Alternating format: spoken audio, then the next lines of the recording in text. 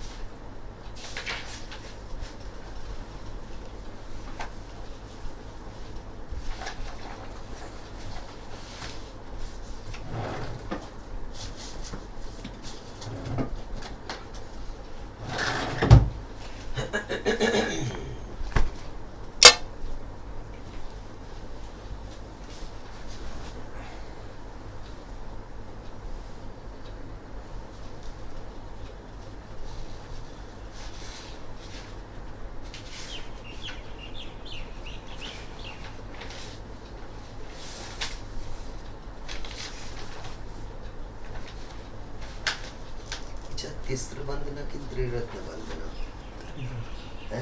त्रिरत्न और तो पढ़ते ना ज्ञान ज्ञान नहीं वो ज्ञान पढ़ना होता है। ज्ञान ज्ञान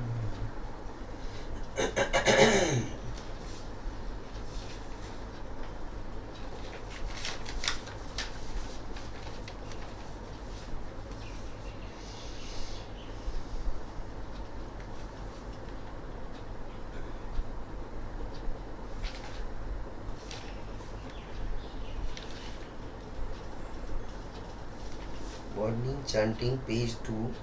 इसमें प्रारंभिक वंदना के बाद हम त्रिरत्न वंदना पर पढ़ेंगे।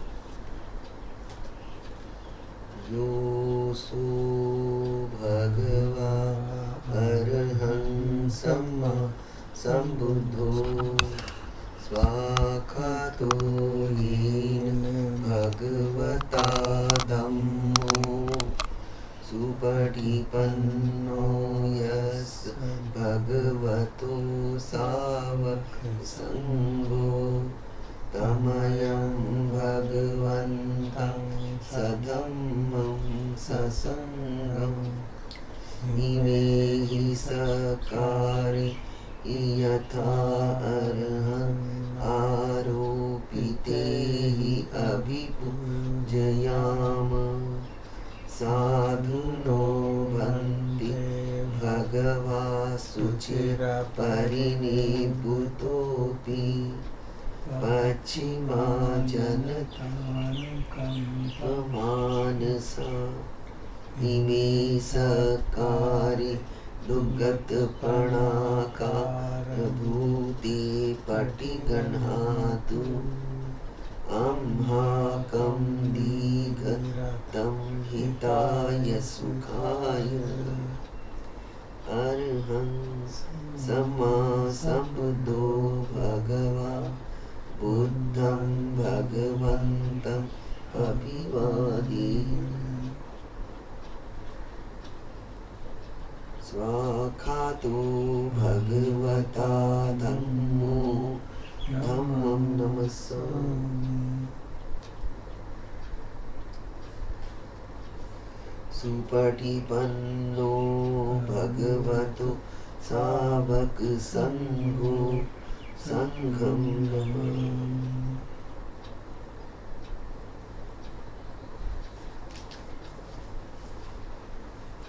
हन्दमयं बुद्धस्य भगवतो पुब्बभाग नमकारं करोमसि नमो तस्य भगवतो अरहतो सम्मा सम्बुद्धस्य नमो तस्य भगवतो अरहतो सम्मा सम्बुद्धस्य नमो तस्य भगवतो अरहतो सम्मा सम्बुद्धस्य।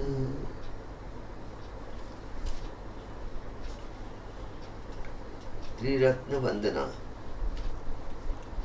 हंदमयम रतन तय प्रणाम गाथा यो चीव संवीव परिकीर्तन पाठन च भणामसि बुद्धो सुशुद्धो करुणा महन्नवो यो चंत शुद्ध भर ज्ञान लोचनो वंदामि बुद्धम अहम आदरेण तं धम्मोपदीपो वियतस्य सत्तुनो यो मग्गपाकामतभेदभिन्नभो लोकोत्तरो यो च तदत्तदीपनो वन्दामि धम्मम् अहम् आदरेण तम् संघो सुखेताभ्यतिकेत संयतो यो दिट्ठसन्तो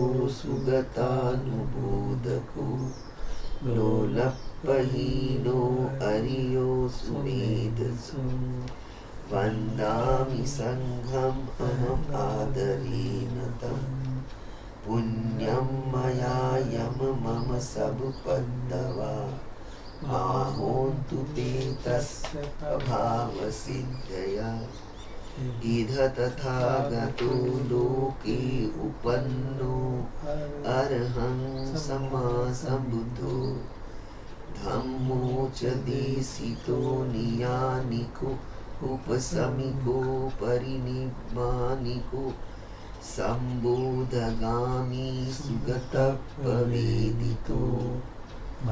मयन्तं धम्मं श्रुत्वा एवं जानाम जातिपि दुःखा जरापि दुःखा मरणमपि दुःखं शोकपरिदेव दुःखदो मनस्य उपायासापि दुःखा अप्येहि संपयोगो दुःखो पियेहि विपयोगो दुःखो यमपीच्छं न लभति तमपि दुःखं संकितेन पंचुपादानखंदा दुःखा सेयतीनं रूपादानखंदो वेदनोपादानखंदो संयोपादानखंदो संघारोपादानखंदो विज्ञानोपादानखंदो ये संपरिन्याय धर्मानो सुभगवा एवं बहुलं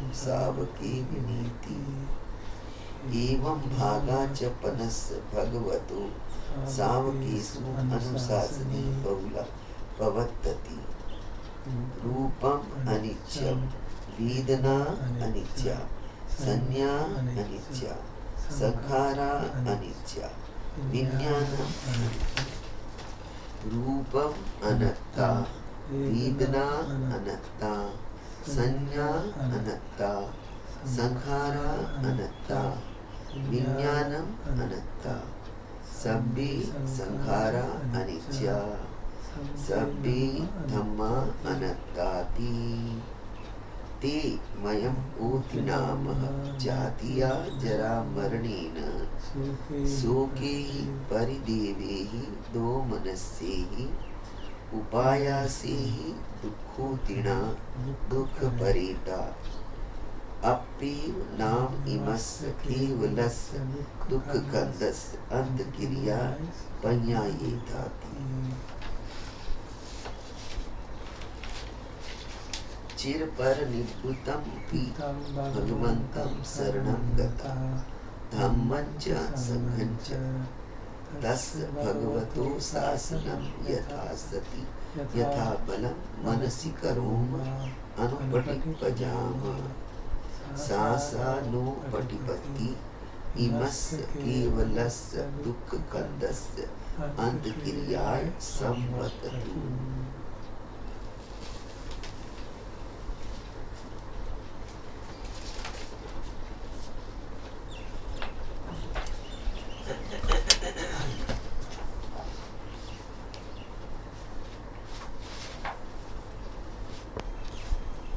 Connected to 1+3G.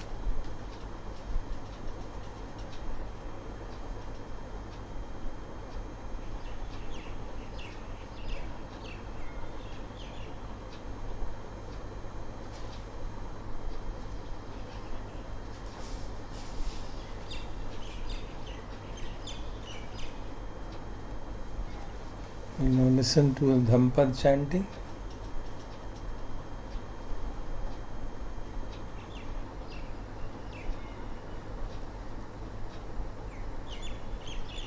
සහස්සං පිචේවාචානත්ථ පද සංහිතා ඒකං අත්ථ පදං සේයෝ යං සුත්වා උපසම්මති සහස්සං පිචේ ගාථානත්ථ පද සංහිතා ඒකං ගාථා පදං සේයෝ යං සුත්වා උපසම්මති යෝච ගාථා සතං භාසේ අනත්ථ පද සංහිතා ඒකං ධම්ම පදං සේයෝ යං සුත්වා උපසම්මති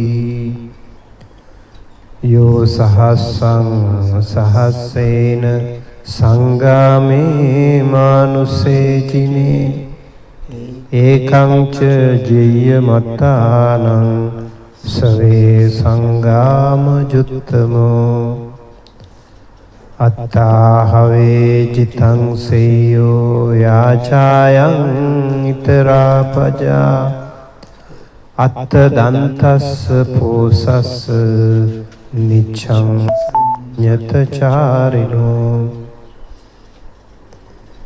නේව දේවෝ න ගන්ධබ්බෝ නමාරෝ සහ බ්‍රහ්මනා ජිතං අපජිතං khairaa තථාරෝ පස්ස ජන්තුනෝ මාසේ මාසේ සහස්සේන යෝ යජේත සතං සමං ඒකං ච භාවිතත්තානං මුහුත්තමපි පූජයේ සායේව පූජනාසෙය්‍යෝ යංචේවස සතං හුතං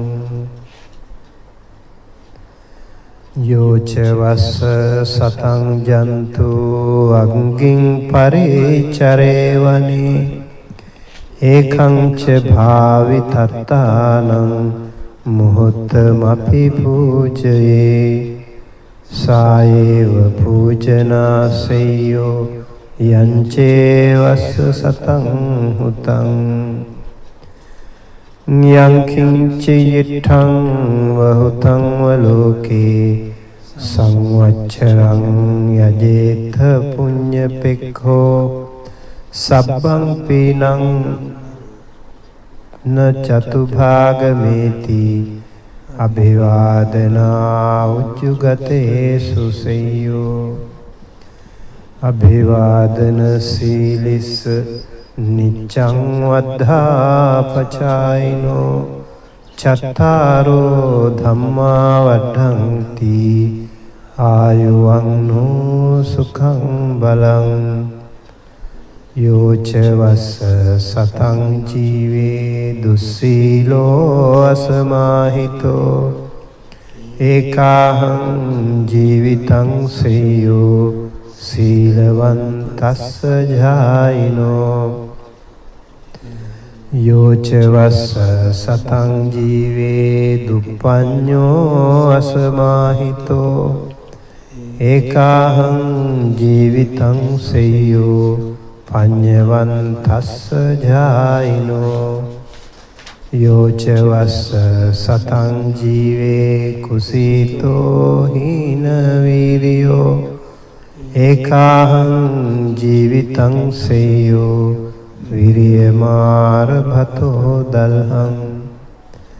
යෝච වස්ස සතං ජීවේ අපස්සං උදයප්පයං ඒකාහං ජීවිතං සේයෝ පස්සතෝ උදයප්පයං යෝච වස්ස සතං ජීවේ අපස්සං අමතං පදං ඒකාහං ජීවිතං සේයෝ පස්සතෝ අමතං පදං යෝච වස්ස සතං ජීවේ අපස්සං ධම්ම මුත්තමං ඒකාහං ජීවිතං සේයෝ පස්සතෝ ධම්ම මුත්තමං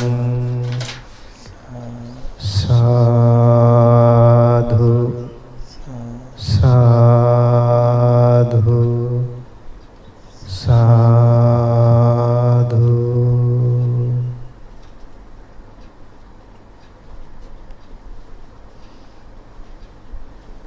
उसका हिंदी अनुवाद सुनेंगे।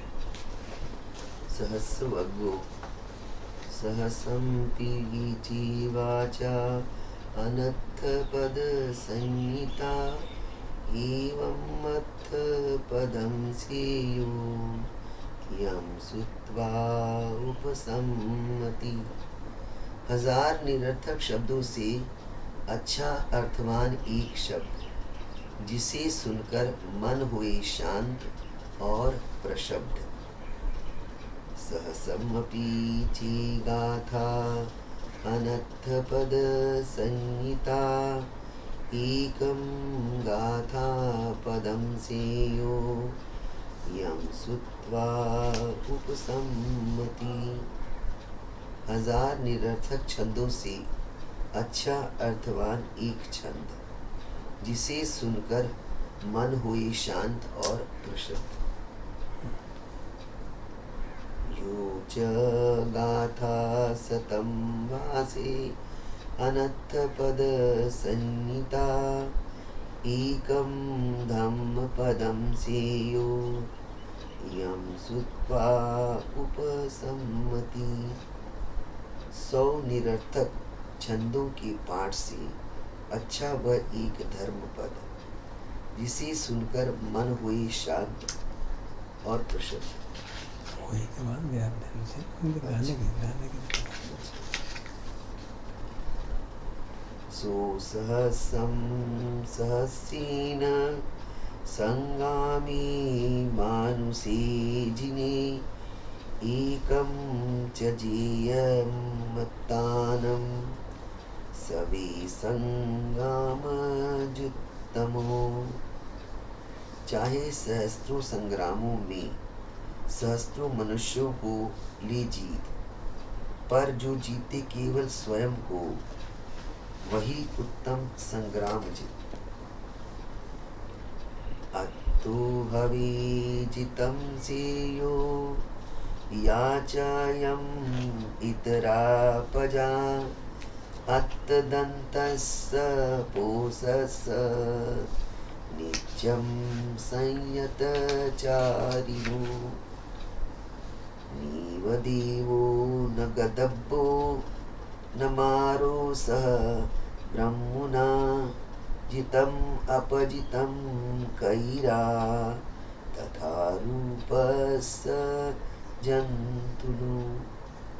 दूसरों को जीतने से श्रेष्ठ स्वयं की जीत।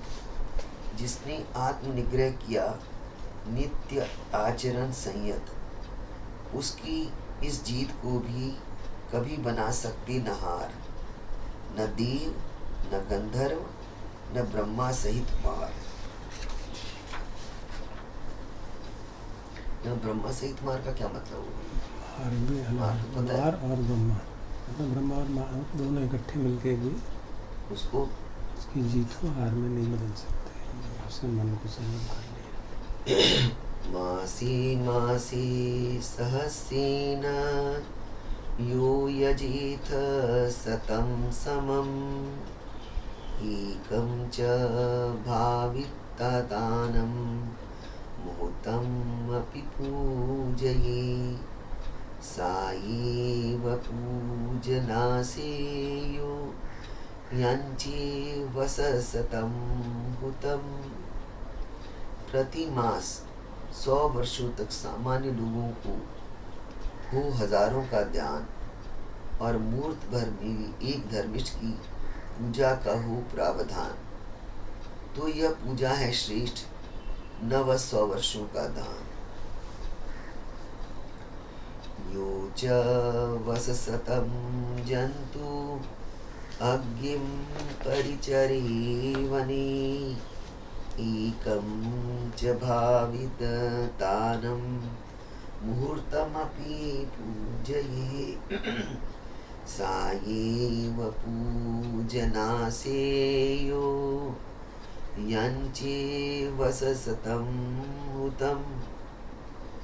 100 वर्षों तक कोई वन में दे अग्नि में आहुति, और एक धर्मिष्ठ की पूजा हो केवल मुहूर्त भर भी, तो यह पूजा है श्रेष्ठ, न वह 100 वर्षों की आहुति। यम किंचियित्थं बहुतं वलोके संवत्सरं यजेत पुण्यपेखो, सर्वं पितं न चतुभागमिति अभिवादना जुगुते सुसेयो। इस लोक में पुण्य आकांक्षी जो कुछ दान आहुति एक वर्ष में दे, वह सब सरल संतों की पूजा के चौथाई पुण्य से भी हो। चौथाई पुण्य से भी तो 1/4 से भी कम है उसका हाँ। महत्व। अभिवादनशीलस्य नित्यं बुढापचायिनो, चत्तारो धम्मा वदन्ति आयुवणे सुखं बलम्। जो सदा अभिवादनशील करता वृद्धों का उचित सम्मान, 4 बातें उसकी बढ़ती, होता दीर्घायु सुंदर सुखी बलवान।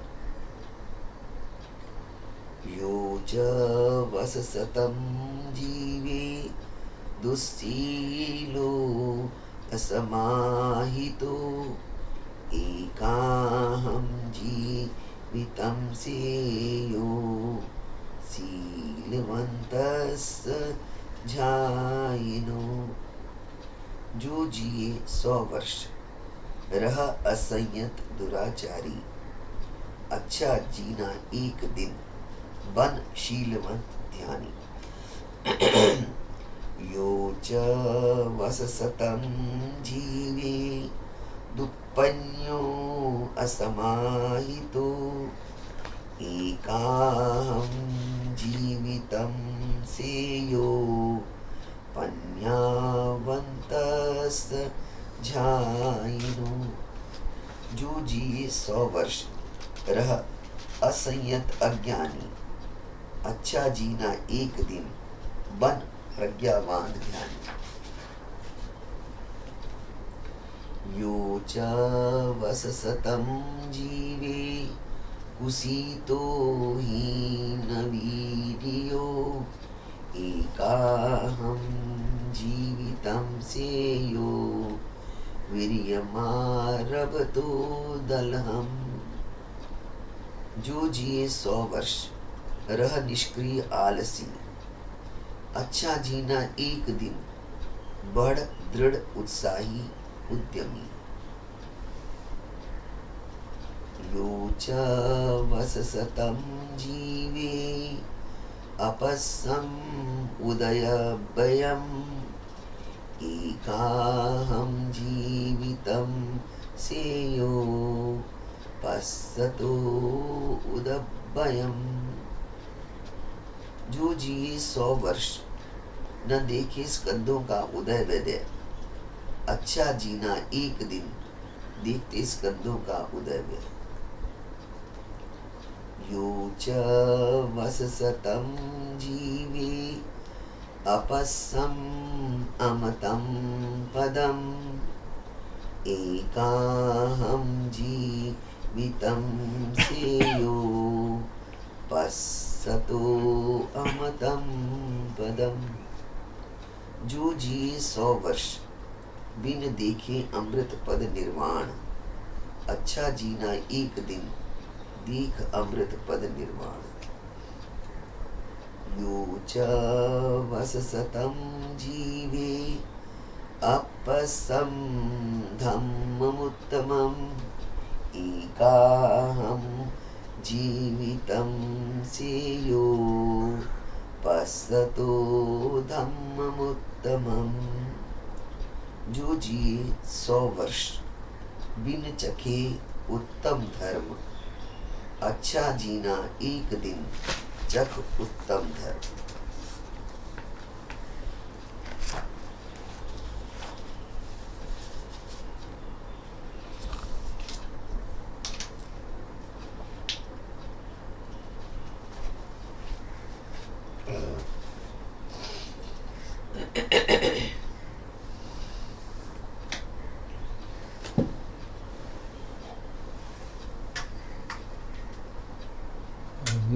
meditate and listen to this morning reflection by Lumpo Sumedu.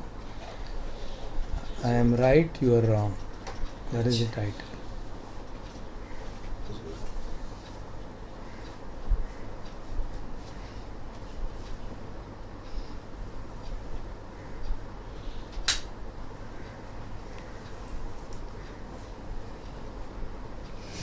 Reflecting on the here and now, the way it is, body's like this, sitting,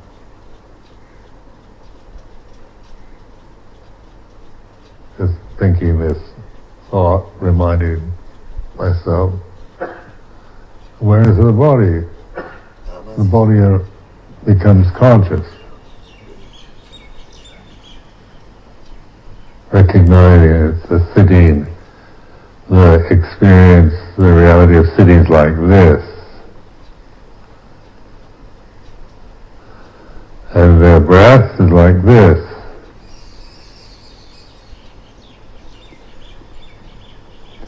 Now this is in this using the way it is in the present moment before it becomes personal. It's just being aware of the body as it sitting is like this. So the way it is, or it's like this, is skillful means, upaya, to just notice. Because we could sit here and not notice.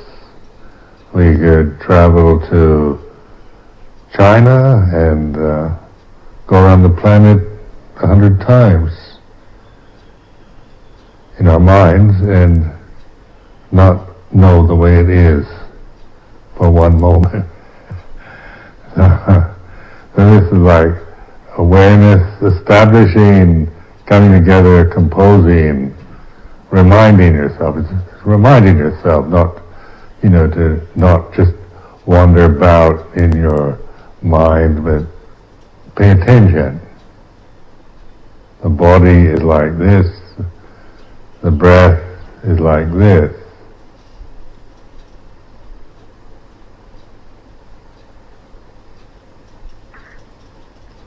And notice the mood or state of mind you're experiencing right now is like this.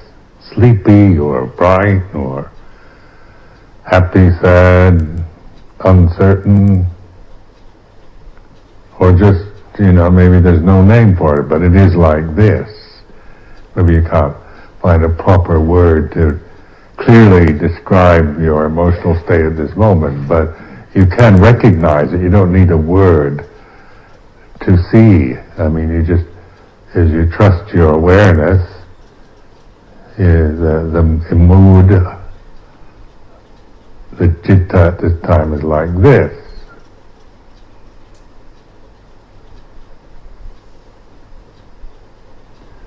So it's the way it is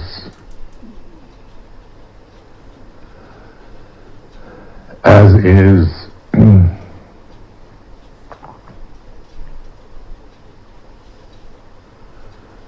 So one time Ajahn Buddhadas was, it said that if he was to be, he stated that if he was to be put on a desert island, cut off from everything else, then he would, everything he would be helpful in that situation would be a kind of like he'd have maybe an amulet around his neck would say, and it would say, the way it is. He wouldn't need to take the whole Tripitaka and the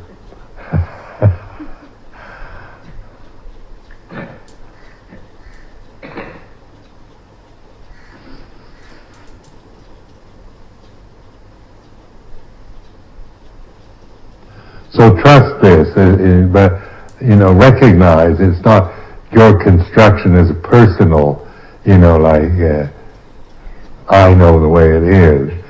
It's as natural, isn't it? This reflective observing of your own body at this moment. Nothing esoteric or highly advanced or special about it.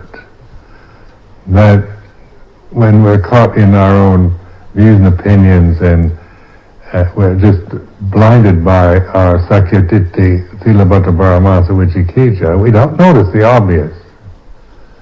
We can be completely mad, caught in all kinds of delusions that are totally untrue, just creations of total ignorance and fear, and believe every mad thought, every emotion that we're, be attached, believe, get caught in indulging or suppressing. But this immanent awareness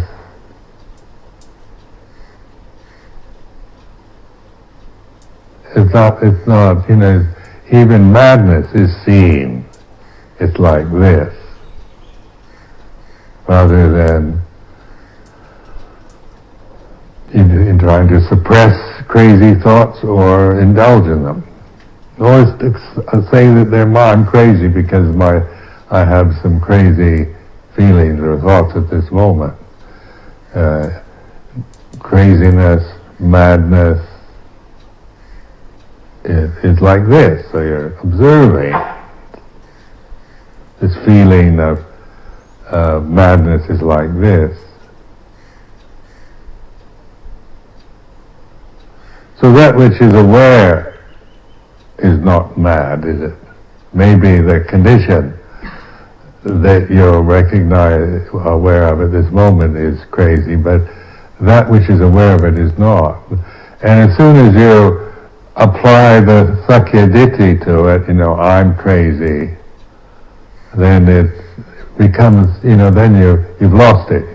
You actually become a crazy person because you've attached to that identity, that condition.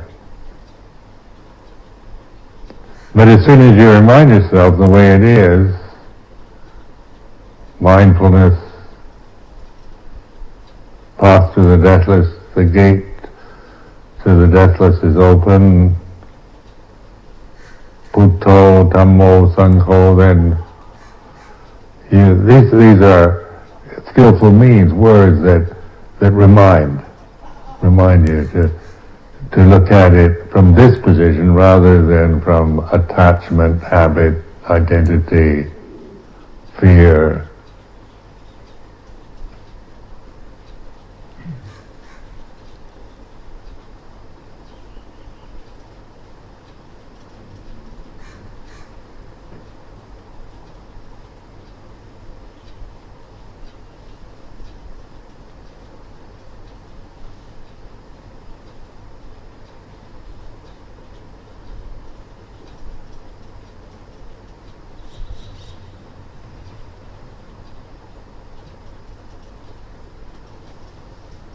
Then the sound of silence. So this is just a review to remind you posture, the breath. Observe the state of mind, the mood, and the sound of silence. Or as you develop sound of silence more, then you start with that.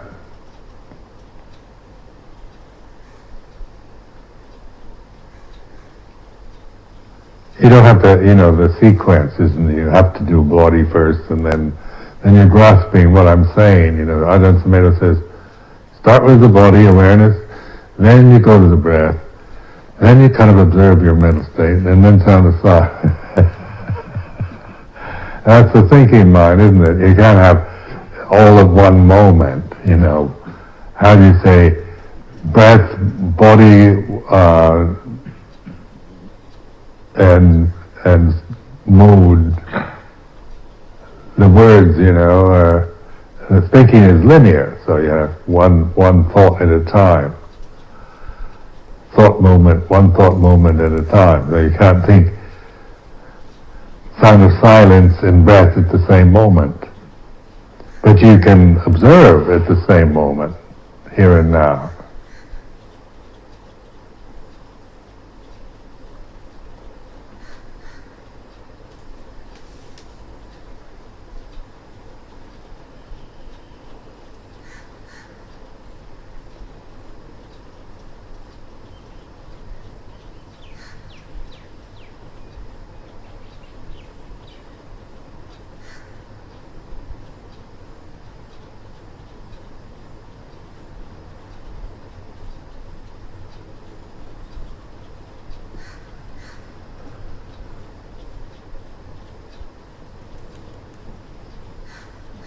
So this linear process, dualism of the thought of thinking is like this. You can't have two thoughts in the same moment. And then thinking also, the habit of thinking is based on, the grammar, and so one word goes on to the next. And so the chattering mind, the heedless kind of proliferating thinking process, it goes on, associates. So, you just wander around this thought and then stimulates the next one, and on like that. So one can be caught in this proliferating thinking habit. It's a habit. Thinking becomes a habit rather than a useful tool to use. And then it's easy to believe what we're thinking.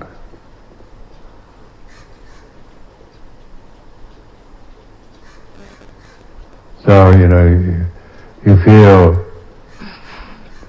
somebody does something, somebody says something, insults you, and says something rude and insulting and untrue.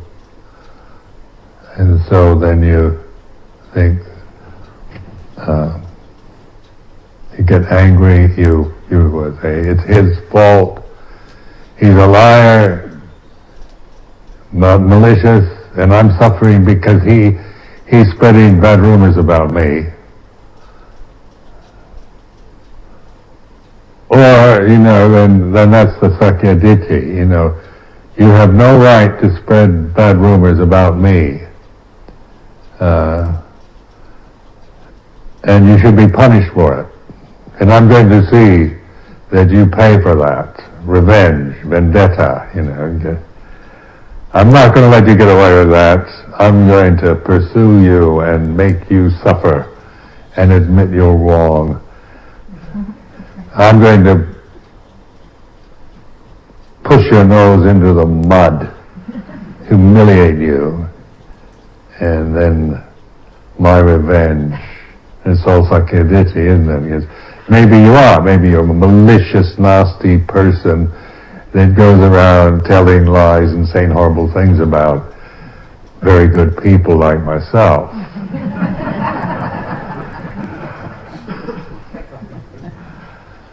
Now, if this happens, then it's unfair, it's not right, it's wrong, I'm right, I'm absolutely right, you're wrong. You should never have said that was malicious, and you should apologize. All this is true. Say this actually happened, I'm absolutely right, and I'm right because I know you're wrong. You should never, you told a lie, you said something out of malice, evil intentions, and you should apologize, and you should be punished for it. Absolutely right. But being right in this case is still Sakya Ditti, isn't it? And so even though I'm right, it's not liberating to be right. So observing this, the way it is, this feeling of I'm right is like this. Now when you contemplate this sense of being I'm right is like this. And you should apologize, and I'm right, it's like this. Because you should. And then, you see, I'm believing all my shoulds and the sense that I'm right, and I know I'm right. So I'm not going to, give in. I'm going to stick to what's right at all costs. So then, the wars begin.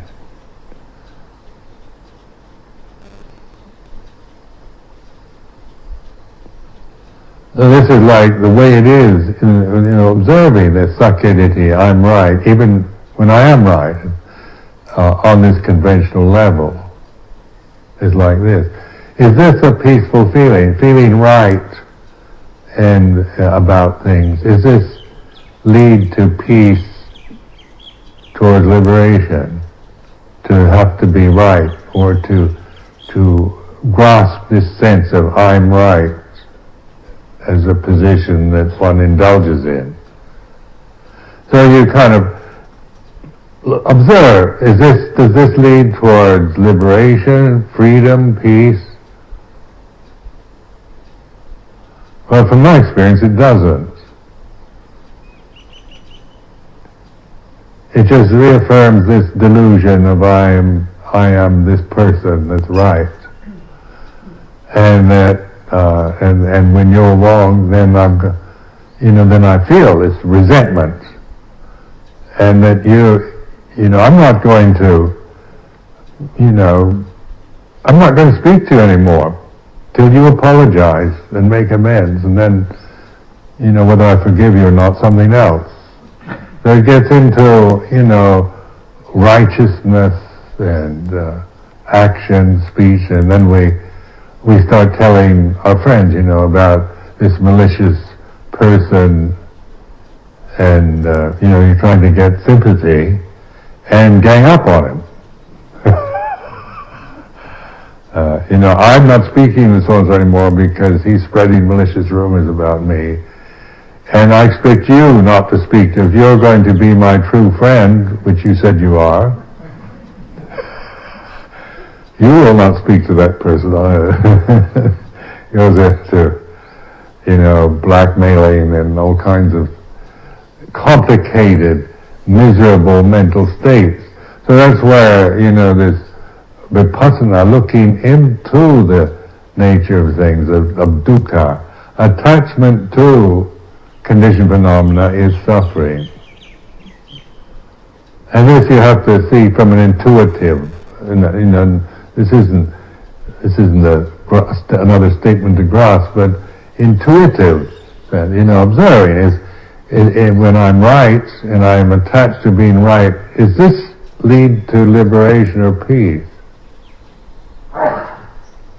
It reinforces more than anything my personality, the sakyaditi. That this sense of I'm right reinforces, makes this sakyaditi even stronger. You scream out the world, I'm right. It becomes a kind of obsession.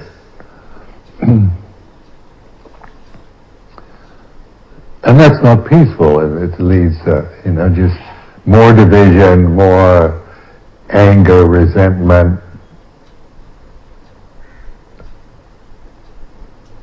states of, seeking to avenge,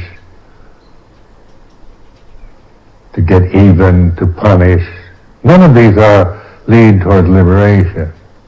We all understand that emotion, it's human emotion, but our relationship to it now is the knowing, the Buddho knowing Dhamma, rather than me trying to seek justice in the world and punish the evildoers and reward the virtuous.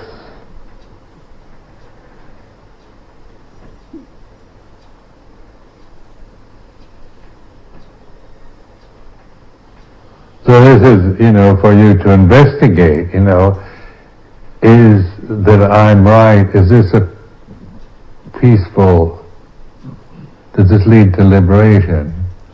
And this increases the sense of me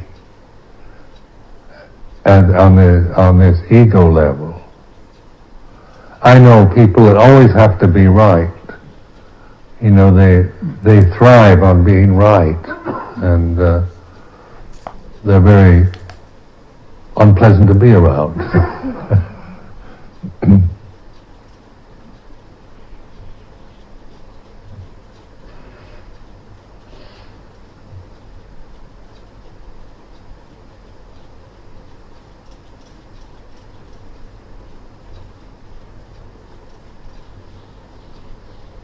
So anyway, check this out for yourself. See if I'm right.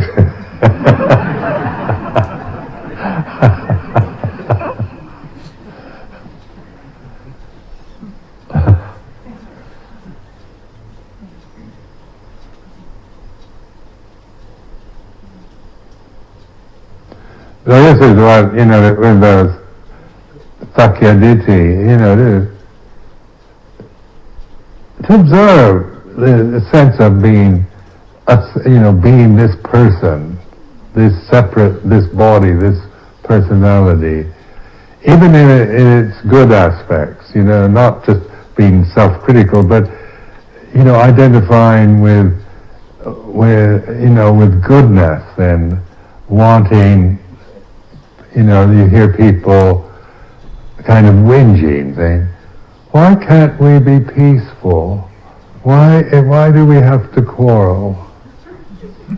I just want to learn how to get along and live in harmony and peacefulness. And that is not peaceful either, is it? A kind of irritating whinge.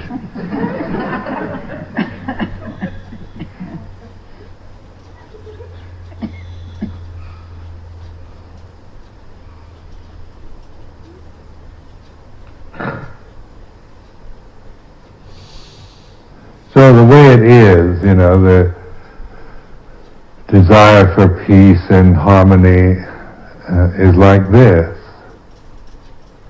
Not wanting, would say, when your communities or families or spirit rock, when there's disharmony.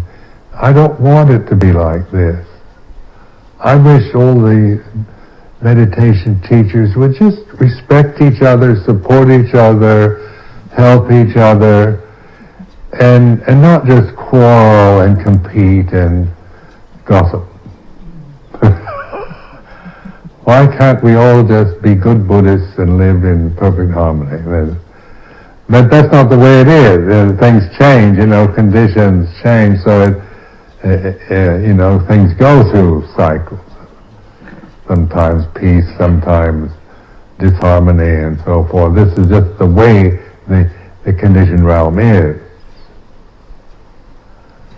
You're never going to get, you know, permanent harmony from conditioned phenomena.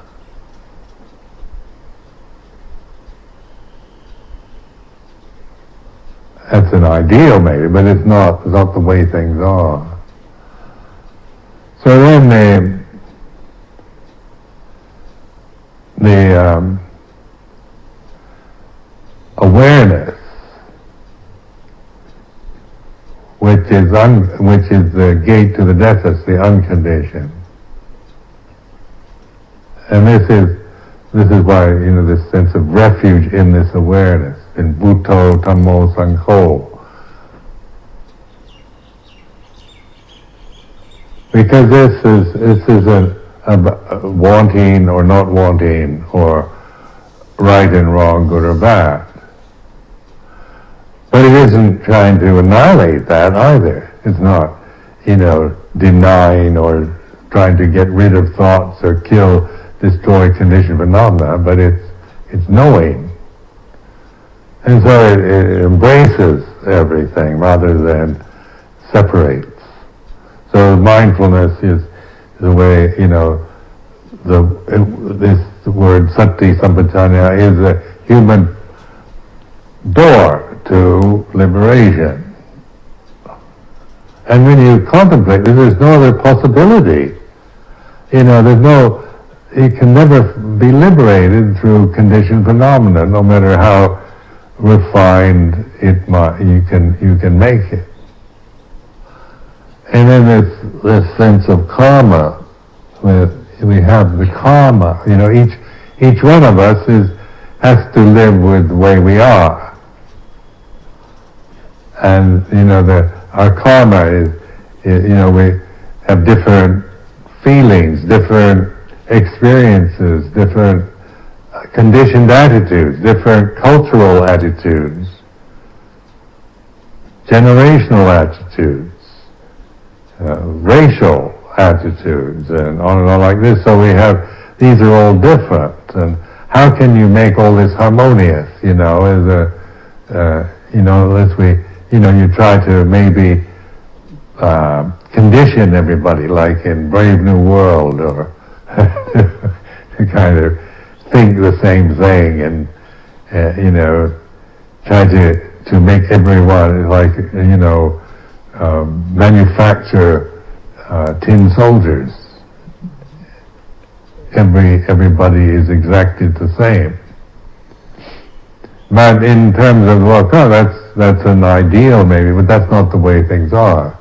On the level of karma, of personality, appearance, and all this, we're all different. And then groups have their karma. So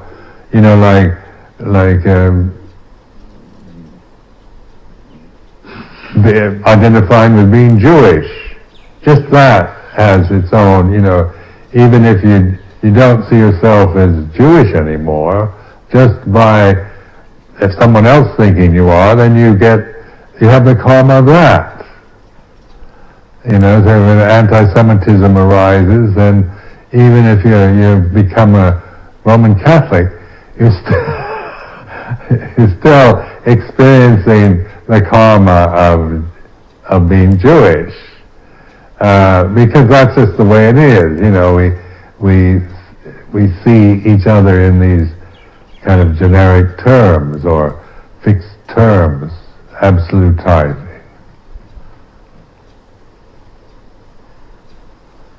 So being American, isn't it? You think?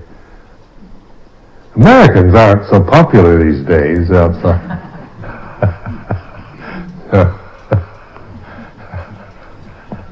I always use my British passport these days. They don't like much either, but this is, whether a liberal, open-hearted, enlightened American, we still have the karma of that identity, in terms of karma. So but it's not, we can make it into a problem, or we can think it shouldn't be. And it's right, we shouldn't be judged by those perceptions, but it's the way it is. Until every human being is enlightened. So don't wait for that to happen, you do it.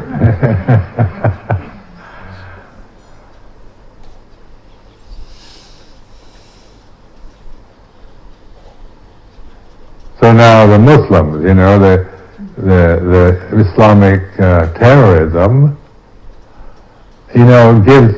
makes all Muslims look bad, doesn't it?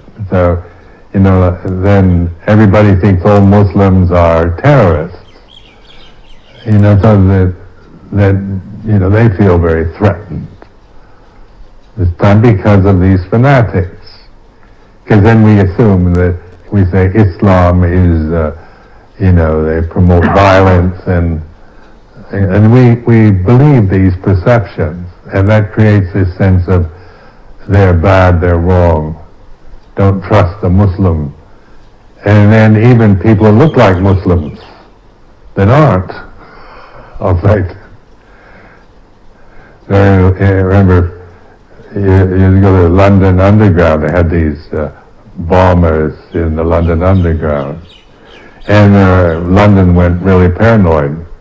And then I was at Chitras at the time, and we had a young Mexican man who had a dark beard and a backpack, and he's leaving Chitters to go to London. I said, "Right now, I don't think you better go because you look too much like a Muslim terrorist." Because they killed one Brazilian man, in London Underground, just because he looked like an Islamic terrorist. The police murdered him right in the London Underground, just on this, because he looked like one. Well, this is karma too. How the prejudices, the way we're easily, like demagoguery, and that we can be manipulated emotionally through fear. You can, create, hatred towards a group of people because people don't reflect and don't know what they're doing. So you can always, say things in a way and have facts to support it that this group of people are evil and should be punished or annihilated. So the awakened consciousness is, if one is prone towards prejudice or believing all this gossip or these views of others, we begin to we're investigating from this position of Bhutto, Tammo, Sangho, rather than, trying to figure out who's right and who's wrong.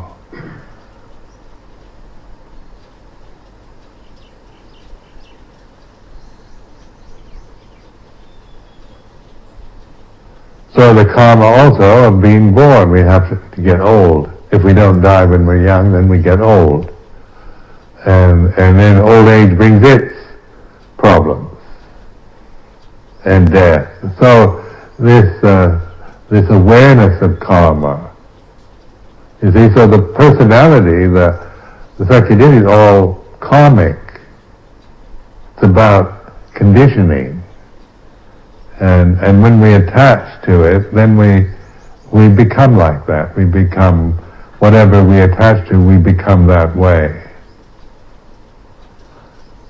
So in recognizing the ignorance and attachment, then that which recognizes and observes is not ignorant, is not personal, not a self, but it is real. It's not another illusion. So that's where sati is the path to the deathless. This mindfulness is this. It's real. And then the words like the unborn, uncreated, these are not words to grasp and believe in, but they're to reflect upon. This awareness, if it isn't created out of ignorance, and one is encouraged to wake up, then consciousness itself is like this. Consciousness is not cultural or personal. So consciousness is being able to know things as they are. So it's a knowing, insightful knowing, rather than knowing about everything. So it's here and now. There's intelligence, discernment, and from this comes compassion and joy, metta, karuna, mudita, upekkha.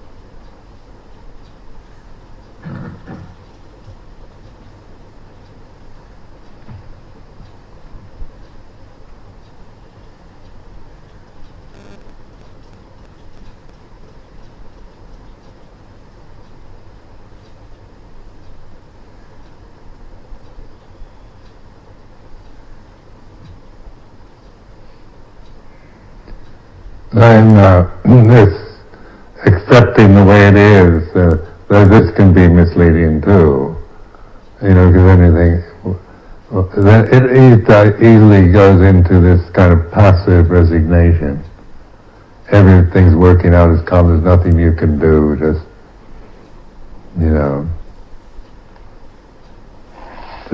accept it, resign yourself to it. And that, when you look at that state of mind, what can I do, the world's like this, nothing you can do about it. You might as well just eat, drink, and be merry, not worry about it, because nothing you can do anyway, so just forget it. That's, when you look at that mental state, that's Sakya Ditti, that's not wisdom, that's not leading to liberation. It's like a passive resignation.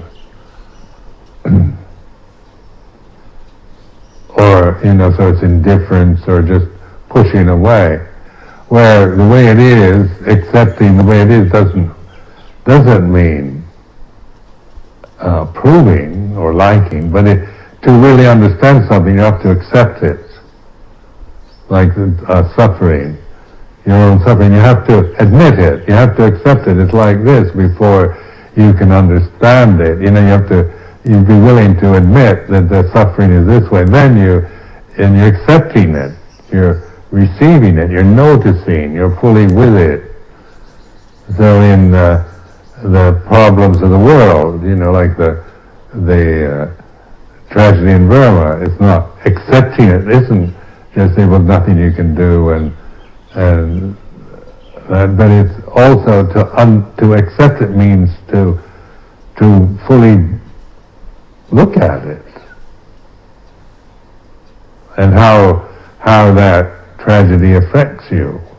So you're not operating out of Sakya Ditti, anger and hatred.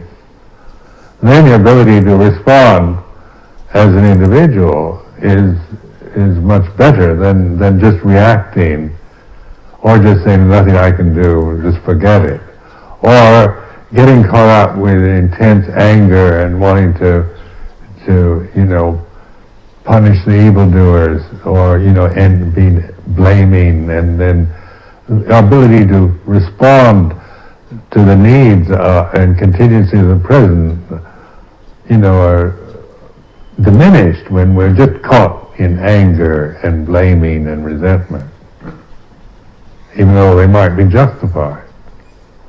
So this is where this mindfulness is it doesn't mean that everything goes right and that it isn't a kind of magic formula that makes heaven out of hell, but it allows us to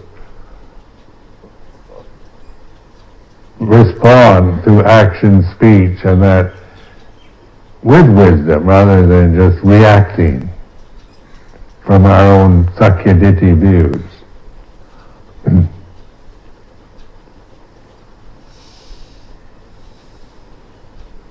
So accepting someone, a malicious person, accepting them doesn't mean you approve or you ever like them personally, but you can, this acceptance, you have to admit that maybe that you feel like this when this malicious, gossiping person, when that name is mentioned, then you feel like this. You're aware, you're willing to feel. You're willing to be aware of what you're feeling. But you're not grasping that feeling and operating from that feeling. So then the wisdom, spontaneity, things like this can operate through these individual human forms. It can't operate if we're still bound into Sakya Ditti, and that will always, even if we try hard to help, we out of Sakya Ditti, we cannot really understand the real problems. We're just operating what I think they need, what I want them to have, which might not be what they need at all. Because Sakyaditi can be very arrogant and proud, I know what they need. I know their problems, and so I'm right, and you just, do what I say. You can really increase the suffering through believing in this sense of, I know what you need. It becomes patronizing and it blinds you to what really is necessary, what is possible in terms of practical help or relief of difficult situations.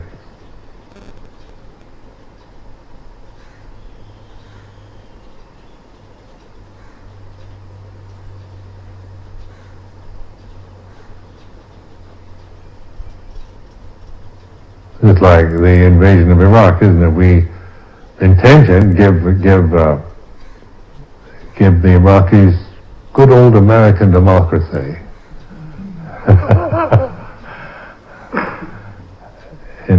That we think it's vastly superior to what they have, and that it'd be good for them to have this same freedom we have. So it's this is, but we by operating from this position, we made a mess. So I mean, it's and there are other factors involved in all this too. But I mean, even on the idealistic level of wanting to help get rid of a nasty dictator, an oppressive tyrant,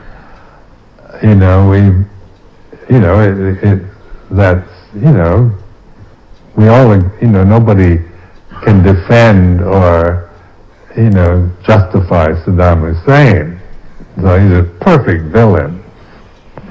You couldn't find any more worthy of everyone's hatred.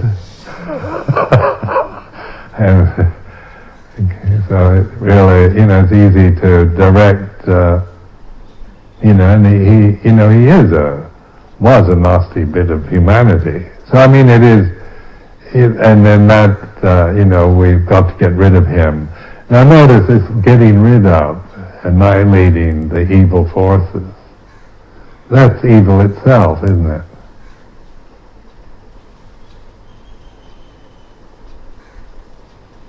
So when we, out of righteousness, we want to kill the devils, we're actually becoming devils ourselves. So I mean, it's like this revenge and punishment and killing off the wicked, burning the witches and killing the heretics. And it's done in maybe very righteous attitudes because of this dualism of thinking, good as opposed to evil. They're polarized. They're so you get rid of one to protect goodness, you get rid of evil. But it doesn't work. Because in the very act of killing off, then we're actually committing an evil act. So I mean, it's we're you can hear Mara going, fool them. All those righteous people, going off killing the evil dictators. I've succeeded. And so this is, and you see this in the Bible, the Old Testament. They, go and kill the enemy, dash their heads against the rocks, and don't let any of them live. And so if you're always quoting scripture, you can justify killing the enemy. But in terms of panya, this is where, to see, is killing the enemy what is the result? When you suppress, when you try to kill your evil thoughts, or resist, or try to, and you end up suppressing, don't you? You reject, you suppress, you resist evil out of ignorance. Does it lead towards liberation, or just more fear? And out of fear, then we can act, we can react in very unskillful ways to situations.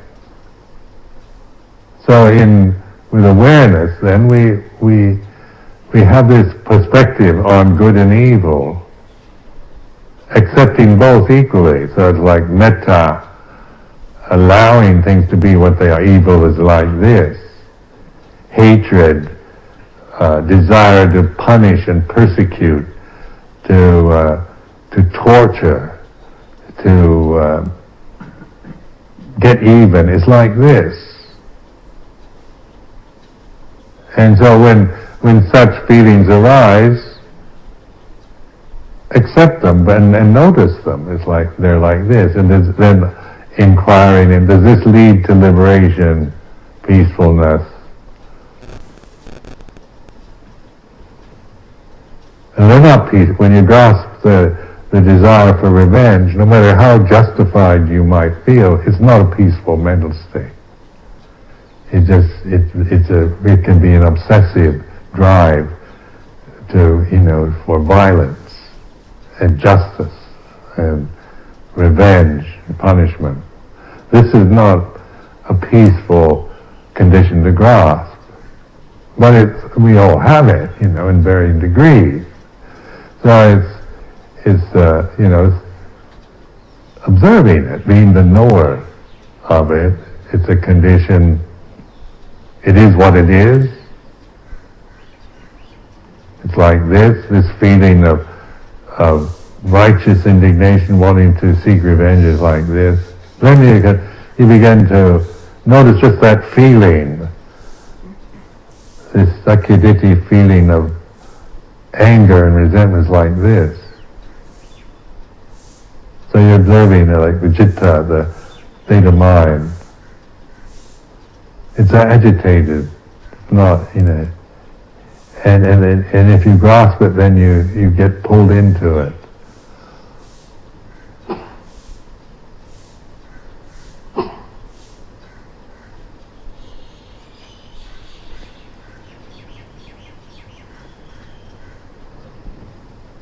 So today, this is just encouragement to reflect, and everything is the path then. As anger, revenge, malice, the whole thing, all conditioned phenomena is developing the path. When we see it from this perspective of Buddho, of awareness. So every moment that you're aware is actually the path, the Majjhima Patipata. So don't despair if you forget and get caught up in all your habits. Then you can think, I've lost it, my meditation's terrible, and you believe that one too. But just think, whatever this moment, as soon as this awareness, you see what you're doing, it's like this. That's the path. This is the way of liberation. This is non-suffering. So it's not a matter of having a sotapanna experience and then, it's just easy going from there on. Or you read about, to attain sota, you hear all these different attitudes about what stream entry is, and who is and who isn't.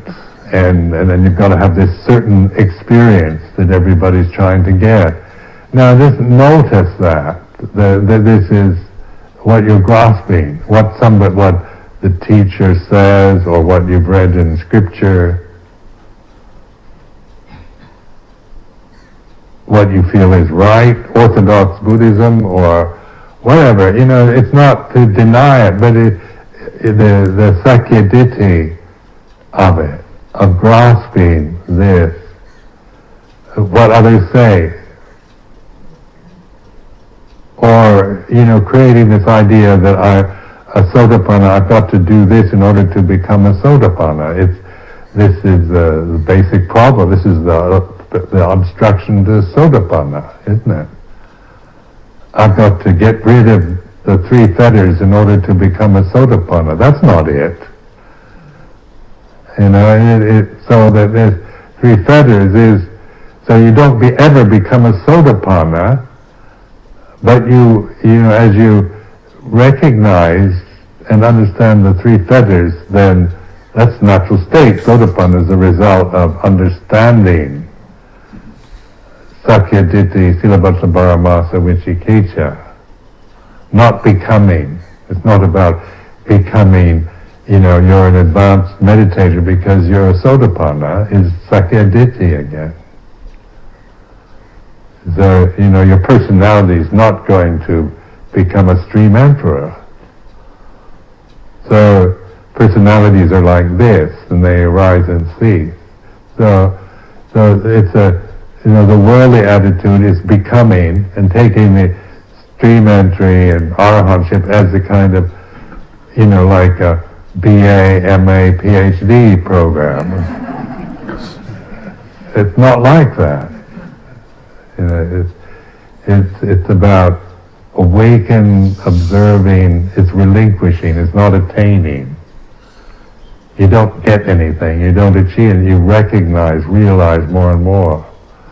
And then you realize Dhamma more and more, and your confidence in Dhamma isn't Sakyaditi, but it's based on wisdom rather than on belief, clinging to a belief about Buddhism.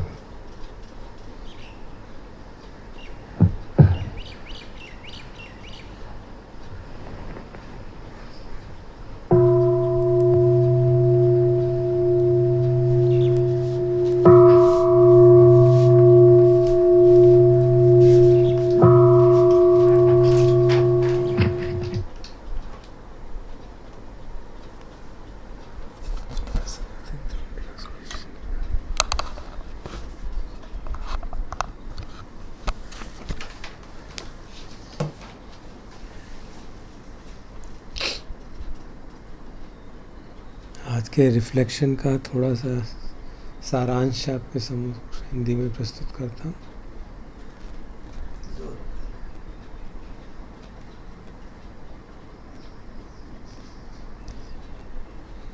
Main जो बात रुंगपुर हमको बताना चाहते थे बार बार कि सती पन्या में हम स्थापित रहें और सक्काय दिट्ठी के फेर में ना आए तो धर्म के मार्ग पे उत्तरोत्तर प्रगति होगी। और सक्काय दिट्ठी किस तरह से हमको पकड़ सकती है उसके कुछ उदाहरण उन्होंने आज दिए। जैसे ये भाव कि ये तो ठीक है, मैं जो हूँ कर रहा हूँ वो ठीक ही है और दूसरा जो कर रहा है वो गलत है।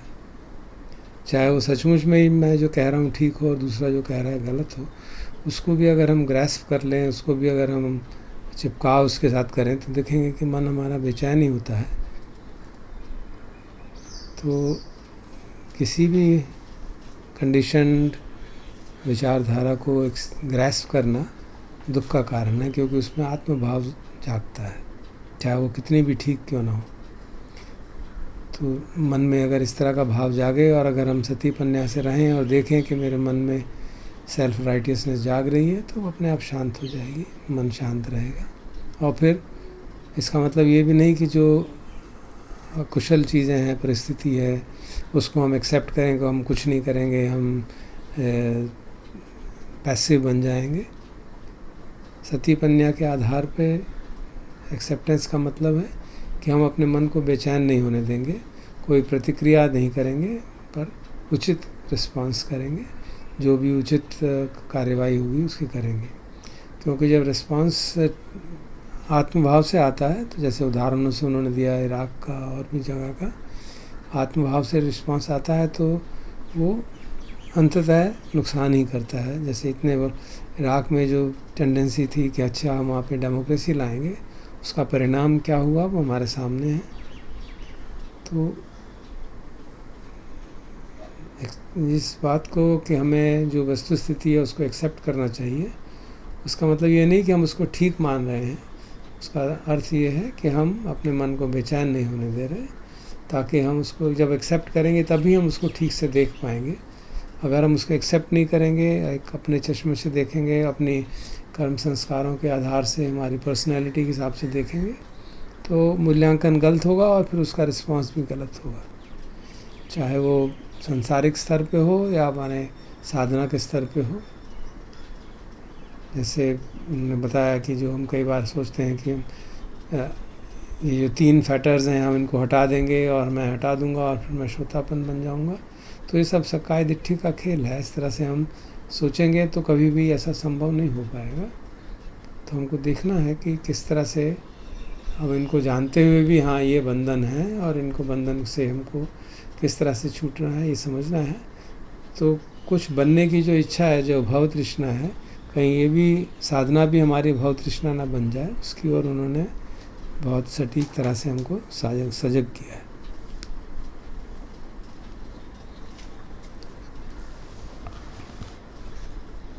अब ब्रह्म विहारों की जो साधना है उसकी चैंटिंग करेंगे धीरे धीरे, और चैंटिंग करते करते ही उनका अभ्यास भी करेंगे।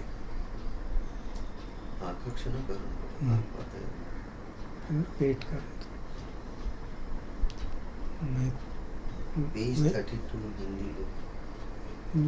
सारे पाली में पढ़ दो, सारे पाली में पढ़ दो आप, फिर हिंदी में करेंगे। पहले पाली में सुन लेते हैं, फिर हिंदी में करेंगे,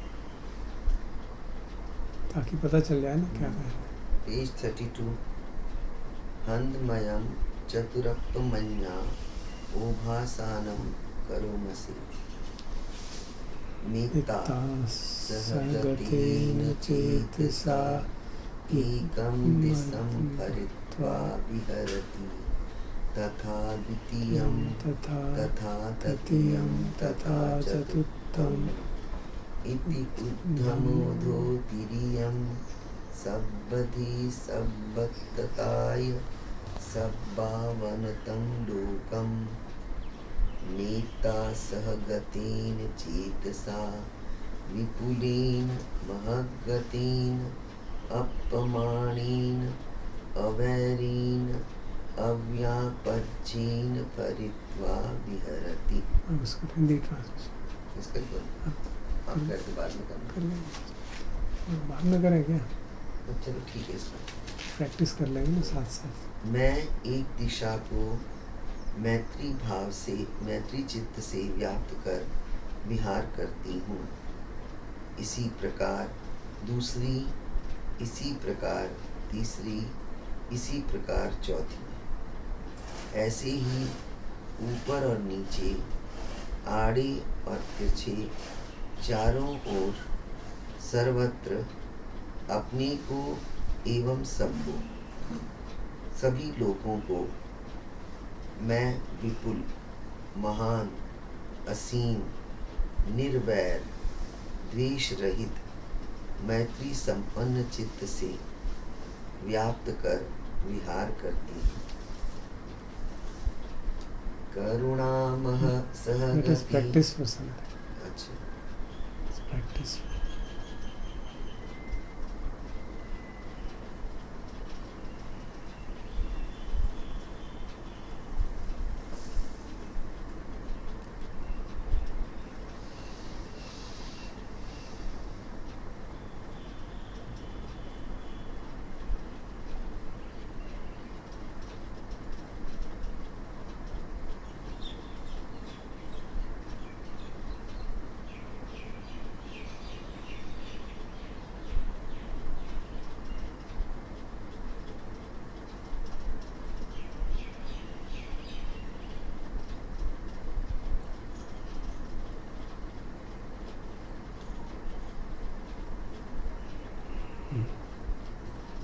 करुणा सहगतेन चेतसा एकं दिशं फरित्वा विहरति तथा द्वितीयं तथा तृतीयं तथा चतुर्थम् इति उद्धम अधोतिरियं सब्बधि सब्बताताय सब्बावन्तलोकं करुणा सहगतेन चेतसा विपुलेन महगतेन अपमानेन अवैरेण अव्यापज्येन फरित्वा विहरति। मैं एक दिशा को करुणा चित्त से व्याप्त कर विहार करती हूँ, इसी प्रकार दूसरी, इसी प्रकार तीसरी, इसी प्रकार चौथी, ऐसे ही ऊपर और नीचे, आड़े तिरछे, चारों ओर, सर्वत्र अपने को एवं सबको, सभी लोगों को मैं विपुल, महान, असीम, निर्वैर, द्वेष रहित, करुणा संपन्न चित्त से व्याप्त कर विहार करती हूँ।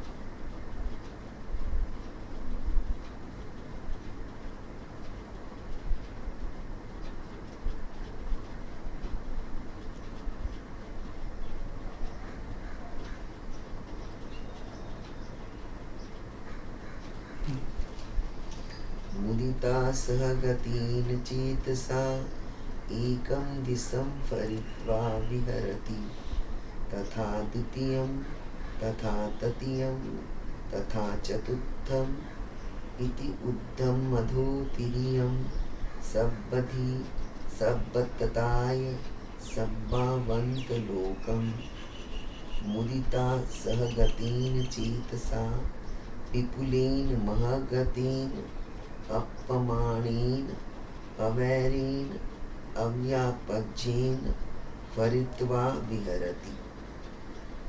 मैं एक दिशा को मुदित चित्त से व्याप्त कर विहार करती हूँ, इसी प्रकार दूसरी, इसी प्रकार तीसरी, इसी प्रकार चौथी, ऐसे ही ऊपर और नीचे, आड़े तिरछे, चारों ओर, सर्वत्र, अपने को एवं सबको, सभी लोगों को मैं विपुल, महान, असीम, निर्वैर, द्वेष रहित, मुदिता संपन्न चित्त से व्याप्त कर विहार करती हूँ।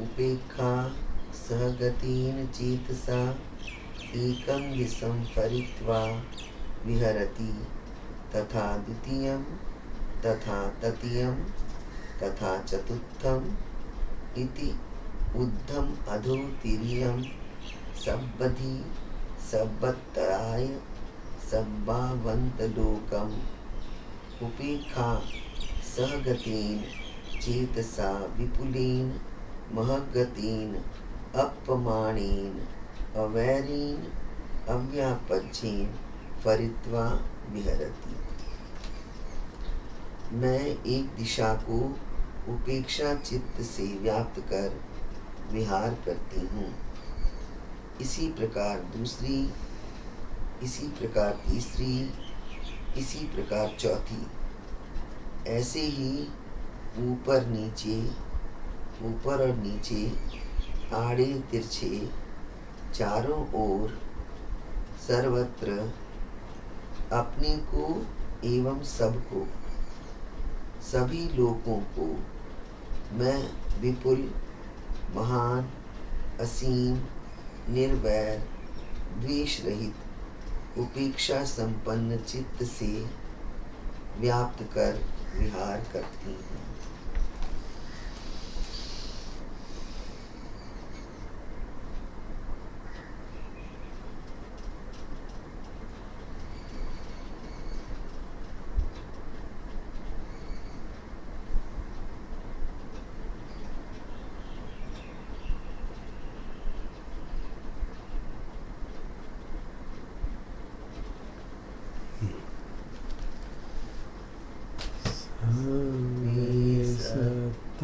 सुखी होन्तु सर्वे होन्तु सुखिनो सर्वे भद्राणि पश्यन्तु मा किञ्चित् पापमागमात्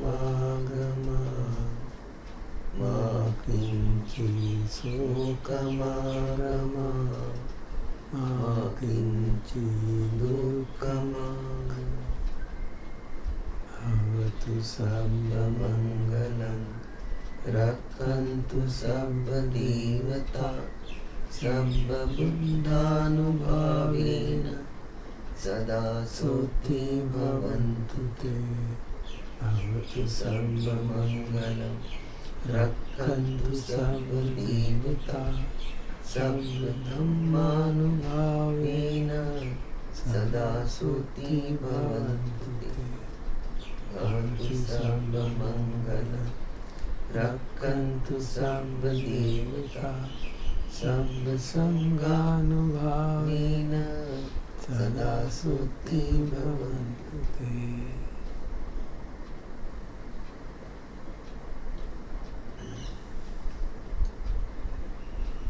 अरहं सम्मा सम्बुद्धो भगवान् बुद्धं भगवन्तं अभिवादयामि। स्वाकातो भगवता धम्मो धम्मं नमस्सामि। सुपटिपन्नो भगवतो सावक संघो संघं